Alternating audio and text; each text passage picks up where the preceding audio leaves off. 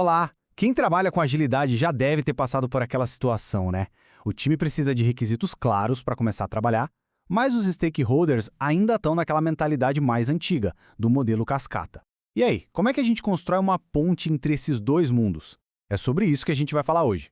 Olha, e essa frase aqui, ela resume perfeitamente o problema. A pessoa tentando escrever uma história de usuário com um requisito que, vamos ser sinceros, está super vago. E aí, quando vai tirar uma dúvida, a resposta é sempre a mesma. Ué, mas você não leu o documento de requisitos? É um ciclo de frustração que, infelizmente, muita gente conhece de perto. E o que a gente precisa entender é que o problema, no fundo, não é o documento de requisitos em si. O buraco é mais embaixo. O verdadeiro desafio é o choque entre duas maneiras completamente diferentes de pensar, a mentalidade cascata e a mentalidade ágil. E esse conflito fica bem claro quando a gente olha lado a lado, né?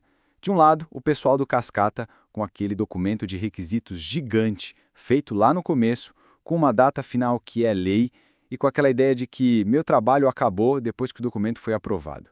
Do outro lado, o que a gente busca no ágil, requisitos que evoluem, entregas pequenas e constantes e um ciclo de feedback que não para nunca. São praticamente dois universos tentando coexistir no mesmo projeto. Tá, e aí vem a pergunta de R$1 milhão. O que fazer quando a gente está bem no meio desse fogo cruzado? Como que um analista de negócios ou um product owner consegue sair desse impasse e fazer o projeto andar? E aqui vem a estratégia que pode até parecer meio contraintuitiva no começo. O primeiro passo é: pare de fazer perguntas e comece a mostrar um modelo visual. É isso mesmo. Em vez de ficar pedindo para te explicarem com palavras, a gente vai provocar a clareza mostrando alguma coisa. E o processo é bem mais simples do que parece. Olha só, são 3 passos. Primeiro, pega aquele mesmo documento vago que te entregaram. Segundo, com base no que deu para entender, cria uns wireframes bem simples, de baixa fidelidade. Um rascunho mesmo, sabe? E terceiro, marca uma reunião para mostrar isso para os stakeholders. E por que isso funciona tão bem? Bom, primeiro, acaba com aquela defesa do "mas está no documento". Agora eles têm algo visual para reagir. Segundo, porque é da natureza humana. Todo mundo adora dar palpite em uma interface. As pessoas veem uma tela e as ideias começam a surgir. Com isso, as falhas de entendimento, aquilo que estava vago no texto, saltam aos olhos. E de quebra, a gente já começa a introduzir uma prática ágil super importante, a demo. Agora, um aviso importante aqui. Para essa abordagem funcionar, é preciso ter, sabe?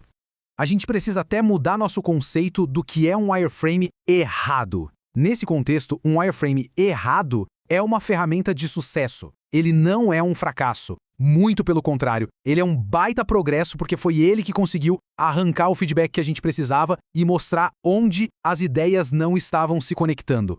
E para ajudar a explicar essa ideia, tanto para o time quanto para os stakeholders, tem uma analogia que eu acho simplesmente genial. Pense nos wireframes como se fossem aqueles livros de mesa de centro. Pensa bem, para que serve um livro desses? Ninguém senta e lê ele de capa a capa, né? A função principal dele é ficar ali bonito para iniciar uma conversa. Alguém folheia, aponta para uma foto e o papo começa. E é exatamente essa a função do nosso wireframe. Ele não é um projeto final, detalhado, perfeito. Ele é um iniciador de diálogo. Ele está ali para tirar todo mundo da defensiva e colocar no modo de colaboração. Beleza. Então, a conversa começou, o feedback apareceu, e agora? Como que a gente transforma esse bate-papo produtivo em ação, em itens concretos lá no nosso backlog? É aqui que a mágica acontece. Aqueles wireframes que agora foram discutidos, rabiscados e validados viram a base, o alicerce para a gente finalmente escrever as histórias de usuário e montar um product backlog que faz sentido. A conexão entre o visual e o trabalho a ser feito fica cristalina. E olha que interessante, quando o backlog fica mais visual e todo mundo entende o tamanho do que precisa ser feito, a conversa sobre priorização surge naturalmente. Fica muito mais fácil negociar expectativas realistas e guiar os stakeholders para uma discussão sobre o que é mais importante agora, em vez daquele foco cego só na data de entrega final. Agora vamos tocar um ponto bem específico, mas que acontece muito. Como gerenciar a dinâmica quando se tem um co-product owner, ou seja, 2 pessoas dividindo essa função, cada uma com um estilo diferente. Uma estratégia que funciona muito bem é dividir as responsabilidades para aproveitar o forte de cada um. Por exemplo, uma pessoa pode focar na visão geral, no big picture, criar os wireframes, facilitar as reuniões de priorização, engajar os stakeholders. Enquanto isso, a outra pessoa mergulha nos detalhes, escreve as histórias de usuários, miúça os critérios de aceite e trata o parceiro como se fosse o seu primeiro cliente para validar as coisas. Bom, e tudo isso que a gente conversou nos leva a uma conclusão bem importante. Essa abordagem toda representa uma mudança fundamental no papel do analista de negócios ou do Product Owner. O papel deixa de ser o de um mero anotador de pedidos, alguém que só documenta o que foi dito, e passa a ser o de um facilitador proativo da clareza. A função passa a ser criar um ambiente onde os requisitos certos possam surgir da colaboração de todo mundo. Essa frase aqui resume tudo de forma brilhante. A ideia é sair daquele modo de ficar só criticando o requisito que veio pronto e entrar no modo de vamos melhorar esse modelo aqui juntos. É uma mudança de postura que faz toda a diferença. Então, para fechar, fica aqui uma reflexão.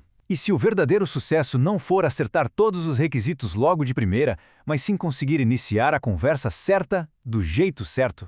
Talvez essa seja a verdadeira chave para, finalmente, construir aquela ponte entre o mundo ágil e o cascata.